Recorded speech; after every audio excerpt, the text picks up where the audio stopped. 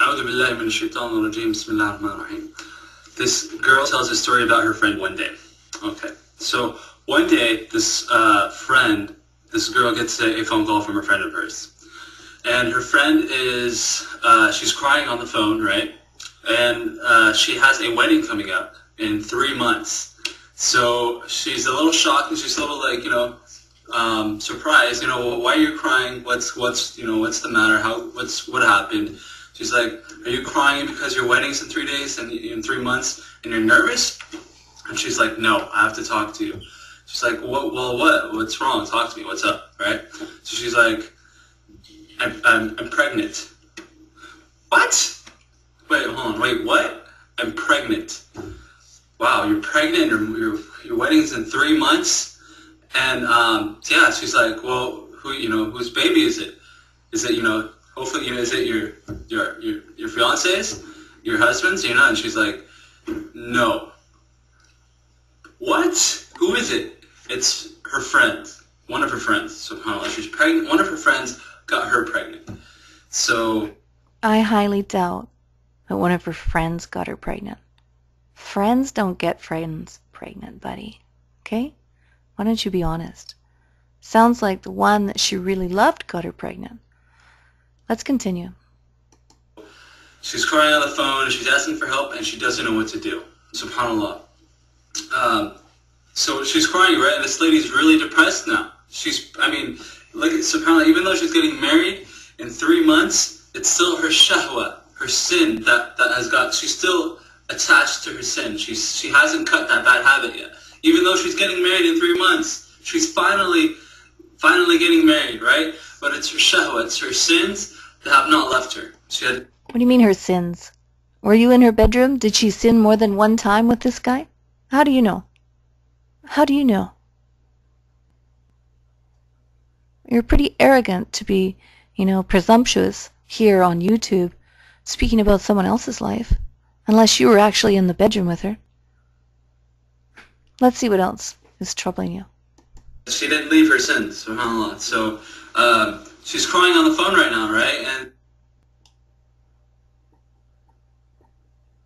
they're crying now, right? And then her friend knows, and she's the only one that actually knows in the family. And obviously she's not going to, is she going to tell her husband, her future husband, and then what's that going to do? Or is she going to go to her parents, and what are they going to think of her? And she has no idea what to do, right? One day,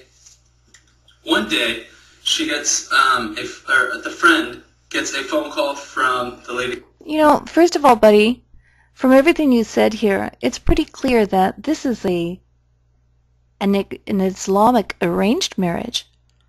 If the girl's going to get married in 3 months and she phones up her other buddy, her other girlfriend, and says, oh, and cries because she's pregnant by another man, it's probably obviously clear to everyone that she didn't want to marry the guy that she's supposed to marry in 3 months. Right? If a girl's going to get married to a guy in 3 months, she's usually very, very happy. She's going to marry the love of her life, and she's so excited. She can't wait to start a life with, her soulmate. Right? So something's fishy here. This is clearly an Islamic marriage arranged by her parents, and it's clear that she got pregnant by the one she really loves. So what happens now? His mother, the girl who's going to get married, right? She calls up her friend. So she says, you know what? Have you heard? Do you know what happened to what's her name this morning? And she goes, no. What? What's wrong? What happened? And she's like, I don't know. We came up to her this morning, to her room. We opened up the door. She had pills in her hands, and she was on the floor. She killed herself. She killed herself taking pills. Oh, committed suicide. Why? It was her sins that drove her to depression. No, it wasn't her sins that drove her to depression. No way. It was the fact that she was so sad to know what was going to happen next, because she was in a corner. And the corner that Islamic girls get into when there's no out is either suicide or wait until their daddy and brother come in and hack their heads off. Those were her choices. That's how Islamic girls suffer in this world when they make a mistake.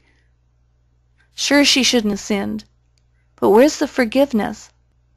Let's see other girls who have suffered the same way that, your friend's friend has suffered. Shall we?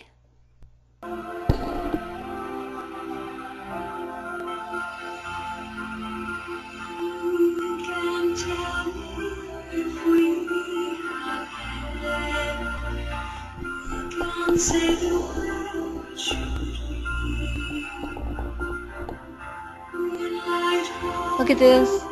She fell in love with the wrong man. An honor killing by her father.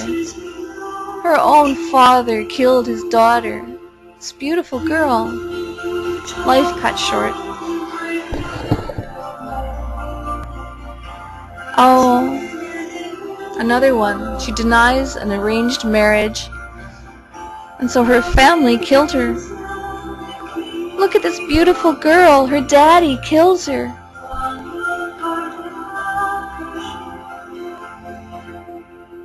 Look, this girl fell in love with the wrong man, and her dad and her uncle killed her. They murdered her. Where is the love and forgiveness in Islam? What's wrong with people? Her father hacks her to death? Hacks her to death?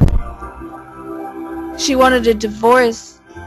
Maybe she didn't like being wife number 3 or number 4. Women don't like to share their husbands, How do you know? This one died because she loved the wrong man. The wrong man. Not suitable to her parents. And so they killed her.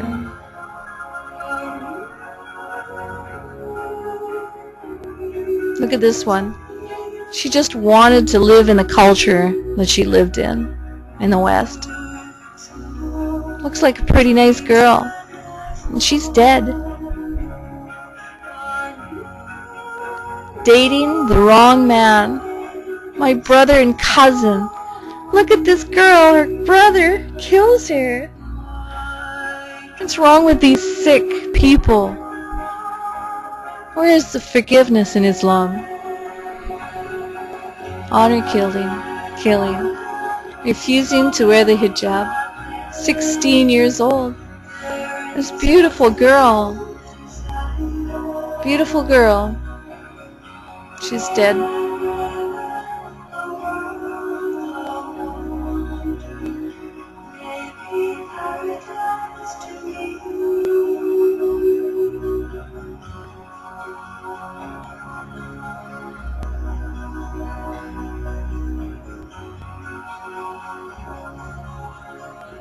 Can't you shed a tear?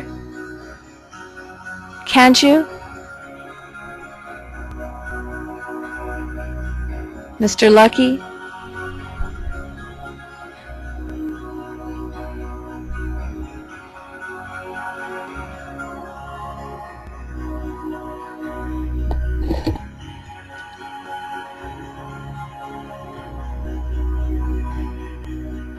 More honor killings in Islam.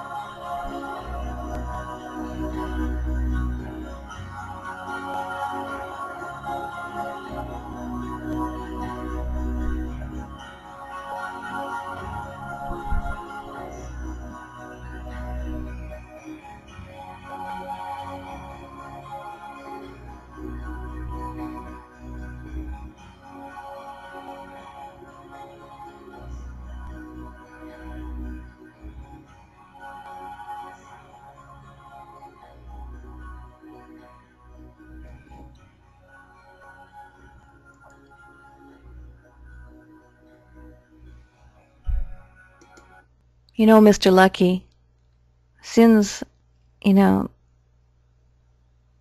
awful and we should repent for them. We should have true remorse within ourselves, and we should work to correct ourselves so that we don't do it again and never make those same mistakes. We're all a work in progress. But where is the forgiveness in Islam? You won't find it. Instead, you find Muslims killing each other for honor killings. You know, there's a story in the Bible where Jesus came across a woman who was about to be stoned for adultery. She was circled by a bunch of Jewish men who all held stones, and they were going to stone her to death. And Jesus stepped forward and he said, "He who is without sin cast the first stone." And all those Jews, all those men, they threw down their stones and they walked away. And then he helped the girl up. Jesus helped the girl up and he said, "Go and sin no more." He gave her forgiveness. But you won't find that in Islam. You'll find honor killings instead. So, Mr. Lucky, why don't you reevaluate your faith values? Okay? God bless you all. Jesus is Lord and Islam is false.